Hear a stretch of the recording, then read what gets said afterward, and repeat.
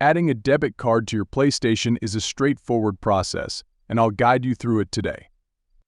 First, let's start with the PlayStation 5 PS5. Navigate to the settings and select users and accounts from there. Choose your account and then navigate to payment and subscriptions under payment methods. Here you'll find the option to add a credit or debit card. Tap on this option and enter your card details.